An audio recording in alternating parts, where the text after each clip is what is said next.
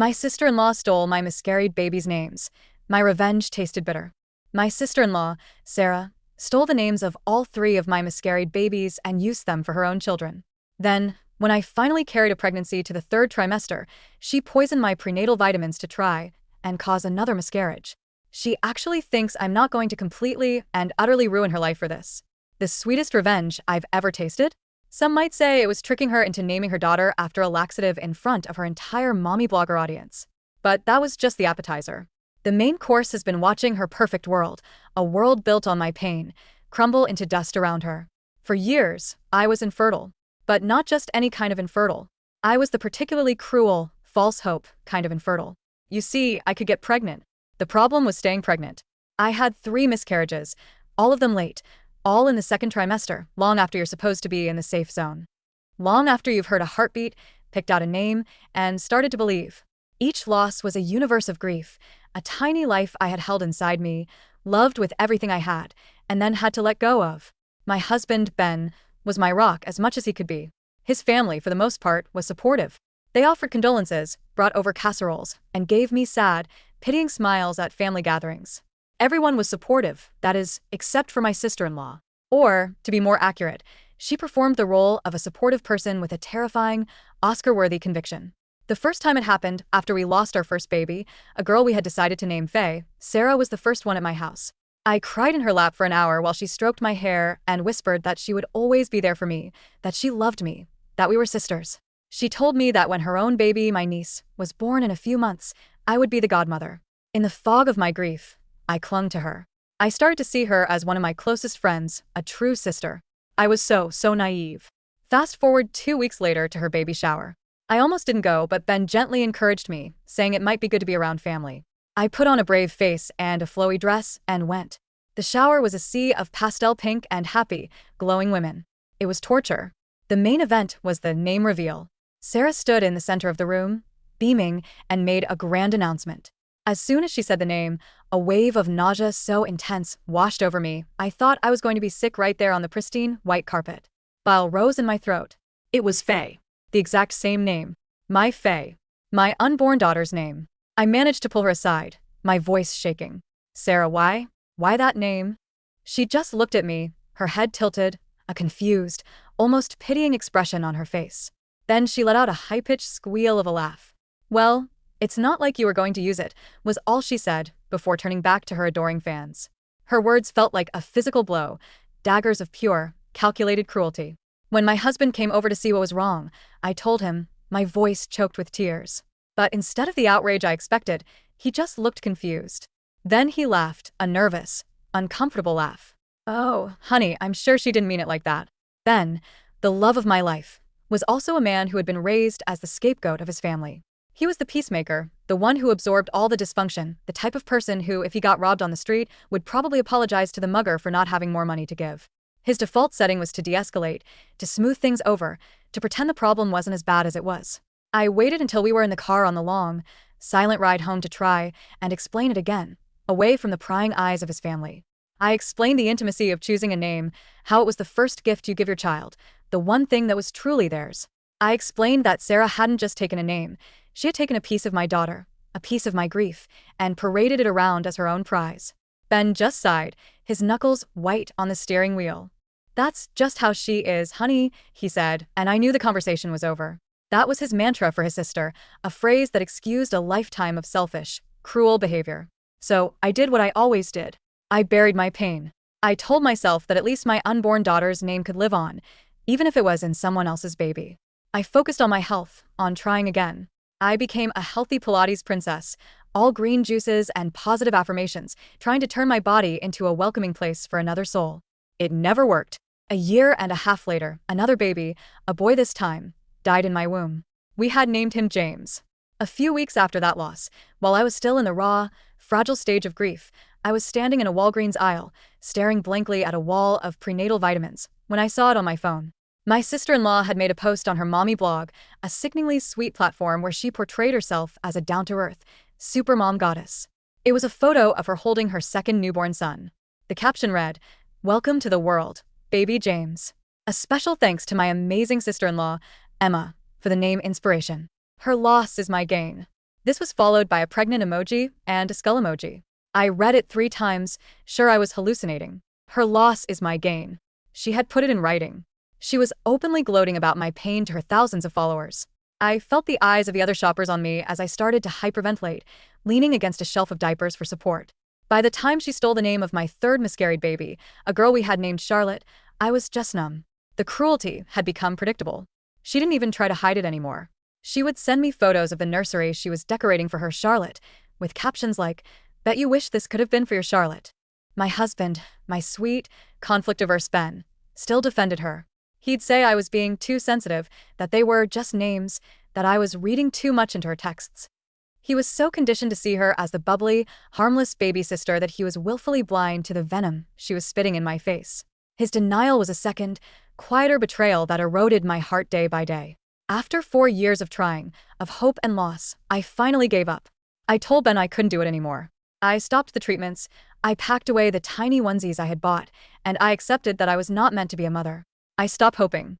And that's when Sarah seemed to get even more joy out of my misery. She was now pregnant with her 4th child and would make jokes at family dinners about which of my dead babies' names she should honor next. And everyone would laugh. The whole family.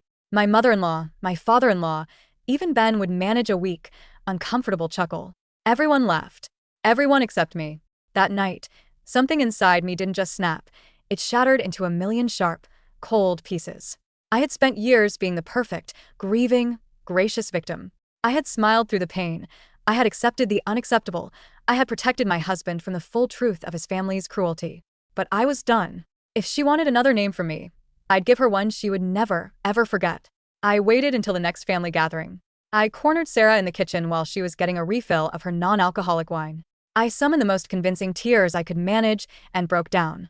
I told her, in a hushed, conspiratorial whisper, that in going through my late mother's things, I had discovered something incredible in her old diary. A secret, hidden middle name that my mother had been given at birth but never told anyone. Lexativa, I said, my voice thick with fake emotion. It means sacred child, in an ancient dialect my great-grandmother spoke. I had spent weeks on this. I had created fake, tea-stained diary pages with my mother's forged handwriting. I showed Sarah a Pinterest board I had created, full of sentimental quotes about honoring deceased grandparents through baby names. I knew Sarah's weakness. She was obsessed with creating a narrative for her life, a story of deep, meaningful family traditions for her blog. She took the bait, hook, line, and sinker. She didn't even bother to Google it. She just saw a story she could steal and ran with it. She announced to the entire family and all her online followers that she was naming her daughter Lexativa Rose to honor our family's sacred, hidden history. For a while, that revenge was enough. It was a petty, secret victory that I savored. Then, 8 months later, the universe threw me the most unexpected curveball of my life. I was pregnant, and not just a little pregnant. I was 3rd trimester pregnant. After all the losses, this one, for some miraculous reason, had stuck. Ben and I had kept it a complete secret, terrified of another loss, not wanting to get our hopes up or deal with the family's pitying looks. We wanted to be sure. That same week, we got the text. It was Sarah, inviting us to her baby shower for little Lexativa. I looked at Ben, a slow, wicked grin spreading across my face. He grinned back. His sister's cruelty had finally, irrevocably broken through his years of denial. He was all in. I wore a flowy, empire waist dress that cleverly hid my bump. Sarah had gone all out for the shower, bigger and more ostentatious than any of the previous ones. Her mommy blog followers were there, cameras in hand, documenting every moment of the sacred event. Sarah was in the middle of a gushing speech about family, legacy, and the incredible journey of discovering this sacred family name. And that's when I stood up. Actually, Sarah, I said, my voice clear and steady. I have something to share, too. I moved my hands to my stomach, smoothing the dress over my now very obvious, very pregnant belly. The room went dead silent. You could have heard a pin drop. Sarah's mouth hung open mid-sentence. My mother-in-law literally dropped her champagne glass, which shattered on the floor. 29 weeks today, I announced, cradling my belly. We wanted to be sure this time. The room erupted, not in polite applause, but in screams of joy and congratulations. Our family, for all their faults, had wanted this for us. Sarah's face drained of all color. She looked like she had seen a ghost. That's when my husband, the quiet, passive saint of the family, stood up and raised his hand for silence. Sarah, he said, his voice dangerously calm. You were saying something about the name Lexativa? About all that research you did. Sarah's face had gone from ghost white to a blotchy, furious red. "Yes," she stammered. It means sacred child in an ancient." "That's so weird," Ben interrupted, pulling out his phone. "Because when I Google Lexativa, all I'm getting are medical websites. It seems to be an over-the-counter medication for constipation relief."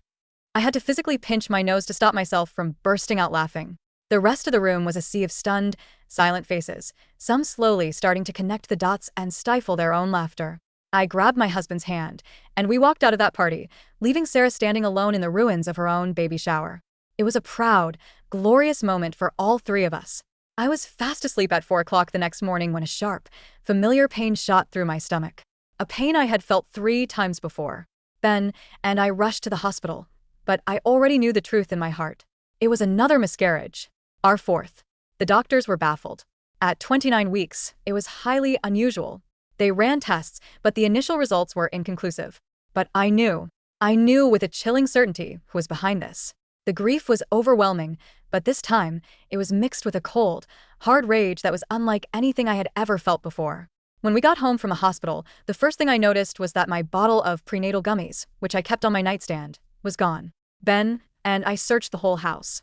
We found it hidden at the bottom of our outdoor trash can, empty. Sarah had been in our house just 2 days before the baby shower, dropping off a gift, claiming she wanted to help organize the nursery. I couldn't sleep for days after that. Every time I closed my eyes, I saw her smug, hateful face at that party. The police said they couldn't prove anything. The bottle had been wiped clean of fingerprints, and the hospital couldn't detect what specific substance had caused the miscarriage, only that it was a catastrophic placental abruption. My husband finally, completely, stopped defending his sister. The spell was broken. He sat on our bed, holding that empty vitamin bottle, his hands shaking with a rage that matched my own. The war had begun. I started documenting everything. Every cruel text, every gloating social media post, every backhanded compliment Sarah had made over the years. My laptop became my command center as I pieced together a timeline of her escalating cruelty, a pattern of psychological abuse I had been too hurt and too hopeful to see clearly before. 3 weeks after losing our baby, while I was deep in my digital investigation, I discovered something that made my blood run cold. Sarah's best friend, a woman named Catherine, worked as a pharmacy tech at the very Walgreens where I filled all my prescriptions, including my prenatal vitamins. I remembered seeing them giggling together at family gatherings, remembered Catherine always asking me overly intrusive questions about my fertility treatments, which I had brushed off at the time as simple curiosity. I drove to the pharmacy that day, during Catherine's shift. She saw me coming and tried to duck into the back room, but I cornered her near the vitamin aisle. Her face went white when I mentioned the prenatal vitamins. "I don't know what you're talking about," she stammered, her hands trembling as she pretended to straighten bottles on the shelf. I didn't push her, not then. I just let her see the look in my eyes, let her know that I knew. That evening, Sarah posted a long, rambling entry on her mommy blog about toxic family members who make false, hysterical accusations when they can't handle other people's happiness. Within hours, her loyal followers were flooding my social media accounts with hateful messages.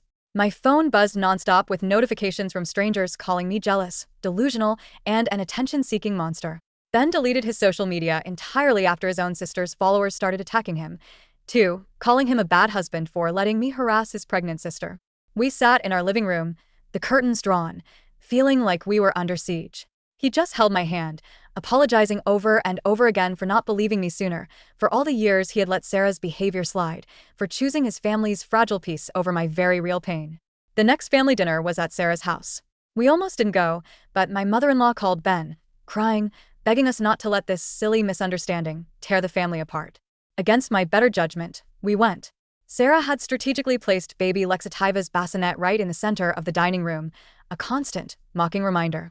Every time I looked up from my plate, I saw that ridiculous name embroidered on the blanket. During dinner, Sarah excused herself to feed the baby. Her laptop sat open on the kitchen counter, its screen still glowing. I don't know what possessed me, a gut feeling, a desperate need for proof, but I found myself walking toward it, pretending to get a glass of water. Her browser was open to her email account. My heart pounded in my chest as I saw the subject lines. Herbal supplements for hormonal balance. Natural miscarriage remedies. Are these herbs detectable in blood tests? I quickly pulled out my phone, my hand shaking so badly I could barely focus the camera, and took photo after photo of the screen. "What are you doing?" Sarah's voice cut through the air like a knife. I spun around, phone still in my hand. Her face was a mask of pure fury. She lunged for my phone, but I pulled back just in time. We struggled there in her perfect, Joanna Gaines-inspired kitchen, her nails digging into my wrist as she tried to wrestle the phone from my grasp. "Give it to me," she hissed, her voice a low, venomous growl. But I held on tight. Ben heard the commotion and rushed in. And for the first time in his entire life, he saw his sister's mask completely off. Her face was twisted with a rage so ugly it was barely human, nothing like the sweet, bubbly persona she wore for the world. "She's trying to steal my phone," Sarah shrieked, instantly switching tactics, her face crumpling as crocodile tears appeared. "She's gone crazy, Ben, just like I told you all. She's obsessed with me." But Ben had already seen the deep, bleeding scratches on my wrist, the wild, cornered animal look in his sister's eyes. He stepped between us, a solid wall between me and her.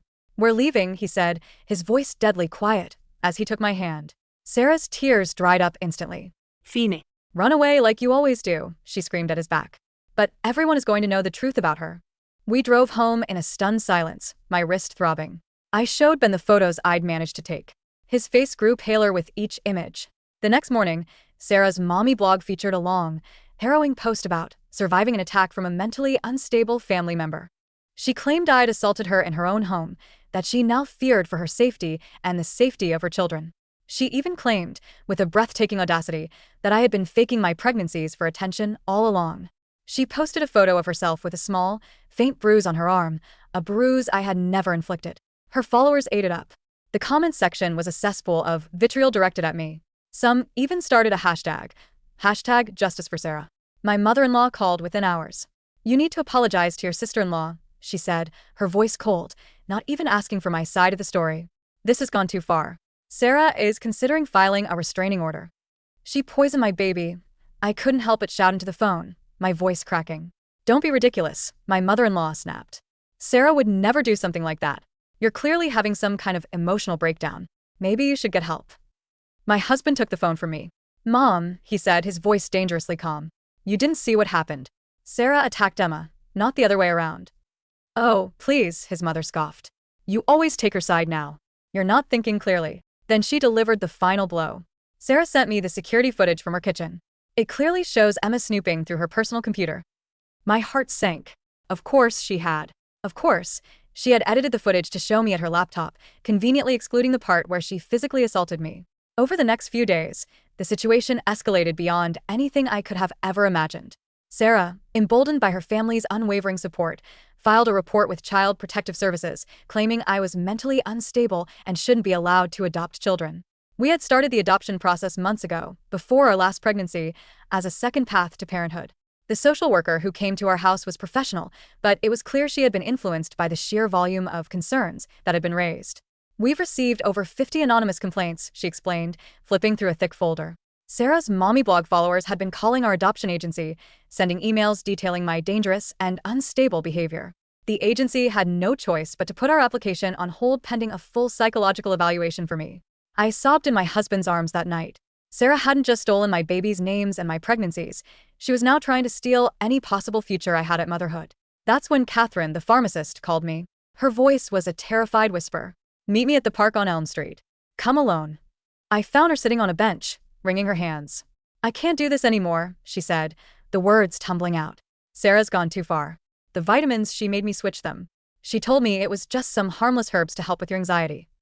"You knew what they were," I said, my voice flat. Catherine burst into tears. "She had dirt on me," she confessed. "I've been skimming some pills from the pharmacy, just anxiety meds for myself. Nothing serious. But she found out somehow and threatened to report me, to ruin my life unless I helped her." She also confirmed my worst fears. "She's not done," Catherine whispered, glancing around nervously. "She's been stealing your mail. She has copies of all your adoption paperwork. She knows which agency you're using, who your caseworker is, everything." She refused to go to the police, terrified of losing her job and her own kids, and hurried away, leaving me alone on the bench, my blood running cold. That evening, my husband installed a top-of-the-line security system around our house. We changed all our locks and had our mail forwarded to a secure P.O. box. It felt like we were fortifying our home for a war. The war came to a head at Thanksgiving dinner. The whole family gathered at my mother-in-law's house, the tension thick enough to cut with a knife. Sarah arrived late, of course, making a grand entrance with her 4 children dressed in identical, perfectly pressed outfits. During dinner, she kept making pointed comments about people who can't let go of the past and the importance of seeking mental health treatment. My husband's jaw clenched tighter with each jab, but he stayed silent, his hand gripping mine under the table. Then, as we were clearing dessert plates, Sarah stood up and clinked her wine glass for attention. "I have an announcement," she said, a triumphant smile playing on her lips. The room fell silent. Her hand moved to her stomach in that familiar, hopeful gesture I had made so many times before. "We're expecting again," she announced, "and I've already chosen the perfect name." My mother-in-law gasped with delight. "Oh, Sarah, how wonderful." "Yes," Sarah continued, her eyes locked on mine with a cold, reptilian gleam. "If it's a girl, we're naming her Margaret, after Emma's dear, departed mother." The room spun. My mother had died just 6 months ago after a brutal fight with cancer. Her name was the last sacred thing I felt I had left in the world. I stood up, so quickly my chair toppled backward with a loud crash. "You wouldn't dare," I whispered, my voice shaking with a rage so profound it scared me. Sarah's smile was pure venom. "Why not? It's such a beautiful name. And someone should use it, since you clearly can't." My husband was on his feet now, too, his chair scraping loudly against the floor. "That's enough, Sarah," he said, his voice a low, dangerous growl. "You've crossed every single line." "Have I?" Sarah's voice rose to a theatrical shriek. "She's the one who broke into my computer. She's the one spreading lies about me. I'm just trying to honor family traditions. By stealing the names of dead babies." My husband's voice was deadly quiet. The room erupted. My father-in-law started shouting about keeping the peace. Sarah's husband, Tom, looked utterly confused, asking what was really going on. The children started crying from the noise and the tension. In the midst of the chaos, Sarah grabbed her phone and started a live stream to her mommy blog followers. "You can all see how I'm being attacked by my own family," she said to the camera, tears streaming down her face. "All because I want to honor my sister-in-law's mother." My husband grabbed my hand. "We're leaving." As we headed for the door, Sarah called out, her voice dripping with mock sympathy. "Oh, Emma, you might want to check in with your adoption agency. I heard they received some very interesting information about your mental health history today." We drove home in a furious silence. The next day, we met with a lawyer. We laid out everything: the timeline, the photos from Sarah's computer, Catherine's confession, the constant harassment, the false reports. We were done playing defense. The breakthrough came from the most unexpected source: Sarah's husband, Tom. He called Ben, his voice broken, and asked to meet. He slid a leather-bound notebook across the coffee shop table. "I found her journal," he said. I think you need to see this." The journal was damning. Page after page, in Sarah's looping, girly handwriting, detailed her obsession with me, her jealousy, her glee at each of my miscarriages, and her meticulous plans to destroy my life. It detailed her coordination with Catherine, her plans to sabotage our adoption, and her research into my late mother's life to find more ways to hurt me. "I don't know who I married," Tom whispered, his face pale. "I'm filing for divorce. For the kids. I'll testify about what I found." We photocopied every single page. The next morning, police showed up at our door, not to arrest us, but to take our statement. Sarah had filed a false report that we were dealing substances. While they searched our house and found nothing, the public humiliation was the final piece of evidence we needed for a harassment charge. We called a family meeting at my mother-in-law's house. Sarah arrived looking smug, probably thinking we were there to surrender. Instead, my husband connected his laptop to the TV and began our presentation. We showed them everything: the journal entries, the photos from Sarah's computer, the testimony from Tom. The room was silent as the evidence mounted, a horrifying slideshow of Sarah's sociopathy. Her face went from smug to panicked to furious. When we showed the journal entry where she celebrated my 4th miscarriage, my mother-in-law let out a strangled sob. "This is all fake," Sarah screamed, jumping to her feet. "They're framing me because they're jealous." But Tom stood up too. "It's true, Sarah. All of it." The dam finally broke. Other family members started sharing their own stories of Sarah's cruelty over the years. Her mask finally shattered completely. She screamed at everyone, calling them liars and traitors. Then she lunged at me. "You barren witch," she shrieked. "You'll never have what I have. Never." My husband and Tom had to pull us apart as she clawed at my face, screaming obscenities. "I should have used something stronger in those vitamins," she screamed, her voice raw with hate. "I should have made sure you could never even try again." The room went completely still. She had just confessed. In front of everyone. The aftermath was swift and brutal. Catherine, terrified of going to jail, gave a full, detailed confession to the police about switching my vitamins under duress. Tom filed for emergency custody of their children and a restraining order. Her mommy blog imploded when someone leaked excerpts from her journal to her followers. Within a matter of weeks, she lost everything: her husband, her children, her family support, her online career, and her freedom. 3 months later, my husband and I stood in a courthouse, not for Sarah's trial, but for our own miracle. We were finalizing the adoption of newborn twins, a boy and a girl. We named them Charlotte and James, reclaiming the names that had been stolen from us, giving them a new story, a new beginning. As we signed the papers, I thought about Sarah, who was awaiting trial. She had tried to steal everything from me, to leave me with nothing. But in the end, she had only stolen from herself. I had my family, my babies, my life back. And Sarah, she had exactly what she had always given to others: nothing but the painful consequences of her own cruelty. The judge in her criminal case sentenced her to 15 years, with the possibility of parole in 7. She would serve her time in a facility with a dedicated mental health program. We received a call from Child Services a few months later. Sarah had given birth in prison to a baby girl and had immediately given her up for adoption. The baby's name was Emma. After many long, soul-searching conversations, we adopted her, too. We kept her first name, but gave her a new middle name: Hope. Today, our house is a chaotic, beautiful mess of 3 children under 3. Sarah's children, who are thriving with their father and his wonderful new wife, visit often. They are doting, loving cousins to our 3. My mother-in-law has found her peace in being a grandmother to all of them, making up for lost time. Sometimes, in the quiet moments after the kids are in bed, I open a small box I keep in our closet. Inside are the ultrasound photos of our 4 lost babies. I honor their memory, the love we had for them. Then I add the latest photos of Charlotte, James, and Emma, Hope, living, breathing, and laughing. Life from loss. Joy from sorrow. Family. Real family, built not on blood or obligation, but on truth, resilience, and the stubborn, beautiful choice to love.